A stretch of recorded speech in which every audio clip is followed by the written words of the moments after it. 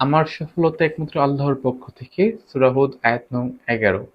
2025 সালের 28শে মার্চ শুক্রবার আমি আমার প্রথম ভিডিও পোস্ট করেছিলাম, আর আজকে 2026 সালের 28শে মার্চ শনিবার।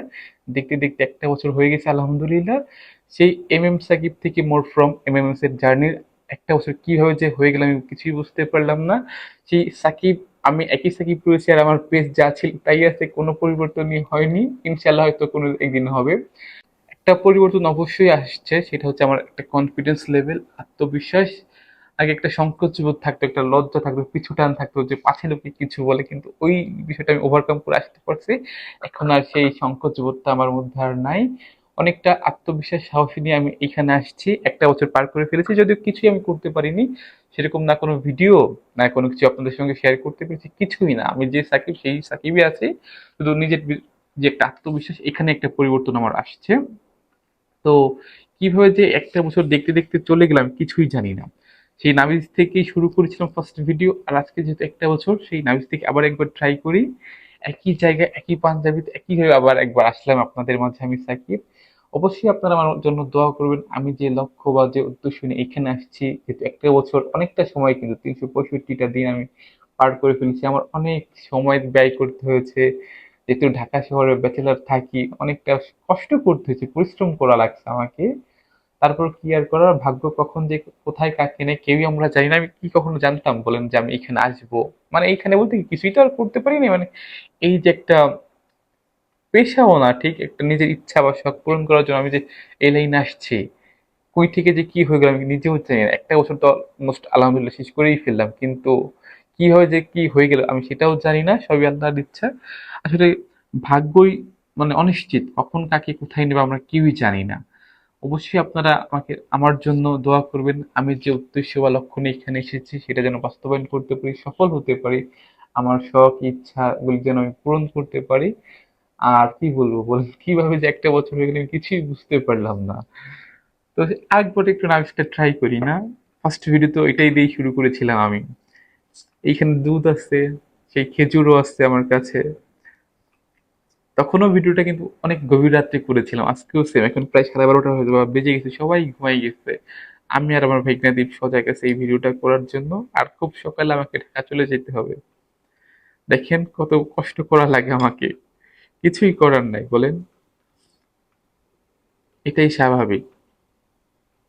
এই সেই দুধ, দুধের ভিতর খেজুরটা দিয়ে দিই। অথবা আমি যে বাকি ভিডিওটা সেটা আর দেখানো সম্ভব হবে না, কারণ আমি খুব সকালে আল্লাহ দিলে ঢাকা চলে যাব। আর এখন যেহেতু রাত 12টা বেশি বেজে গেছে, তার মানে তো 28 তারিখ হয়েই গেছে। এই জন্য এই ভিডিওটা মূলত আমার করা।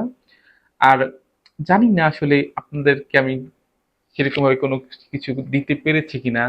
আমার ভুল ত্রুটিগুলো অবশ্যই আপনারা ক্ষমা সুন্দর দৃষ্টিতে দেখবেন। আমার কোনো পরামর্শ দেওয়ার থাকলে অবশ্যই আপনারা সেটা জানাবেন। কোনো ভুল ত্রুটি হলে সেটাও আমাকে জানাবেন যে না, এটা এইভাবে না, অন্যভাবে করা যেতে পারে। সেটা আমি আমার মানে শুভাকাঙ্ক্ষী যারা আমাকে ভালোবাসেন অবশ্যই তারাই এটা করবে। আর যারা নিন্দুক, নিন্দুকের কাজ তো নিন্দাই করা বলেন। আসলে কি, আমি ভাবতাম কি সবাই আমার আপন, কিন্তু না, আসলে এই লাইনটা যখন আমি আসলাম দেখলাম অনেক আপন মানুষও কি পিছনে কিন্তু কয়েকটা কথা বলে, সেগুলি পরবর্তীতে শোনা যায়। এইটাই, যে কোনো কথাই হোক না কেন, আগে পরে সেটা জানা জেনে হয়, তখন অনেক খারাপ লাগে যে না, আমি তো সবাইকে আপন মনে করি বা সবাই আমার আপন, আমি একান্ত ভাবে যেটা মনে করি, কিন্তু আসলে সবাই আপন না। এখানে না আসলে আমি বুঝতেই পারতাম না, এত মানুষ আছে মানে আমার এত ক্লোজ, আমি মনে করি বিশেষ ব্যক্তিগত ভাবে যে আমি বুঝি তাদের অনেক আপন, কিন্তু না, তারা আমার আপন, আমি তাদের হয়তো আপন না। তারা এরকম এরকম কিছু উদ্ভট কথাবার্তা বলে, যেগুলি শুনলে আমার অনেক বেশি কষ্ট লাগে। আমি অবাক হয়ে যাই যে না, এদেরই কি আমি ভালোবাসি, বা এরাই কি আমার এত ক্লোজ? কি আর করার বলেন। আর তারা কিন্তু অনেক আপন পরিচিত মানুষ। এই কারণে সব বলা হয় যে ঘরের শত্রু বিভীষণ হয়, এটাই তার বাস্তব একটা প্রমাণ। আর আপনারাই আমার প্রকৃত বন্ধু যারা, তারা অবশ্যই আমার ভালো বন্ধুটা আমাকে বলবেন, ভুল হলেও বলবেন, ভালো হলেও বলবেন। ভালো হলে বলার দরকার নেই, ভুল হলে বললেই আমি খুশি হব। আর কি বলবো বলেন, অনেক কথা বলে ফেলছি।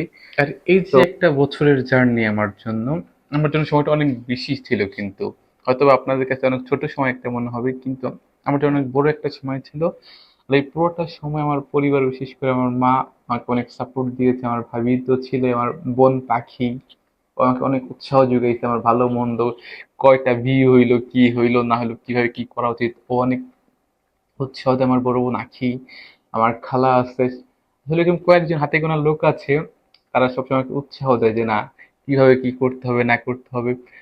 তো এদের জন্য আসলে সামনে এগিয়ে যাওয়া বা কিছু কথা হয়তো কেউ বলে সেটা শুনলে কষ্ট লাগাটাও স্বাভাবিক। তারপর আমি সামনে এগিয়ে যাওয়ার চেষ্টা করি।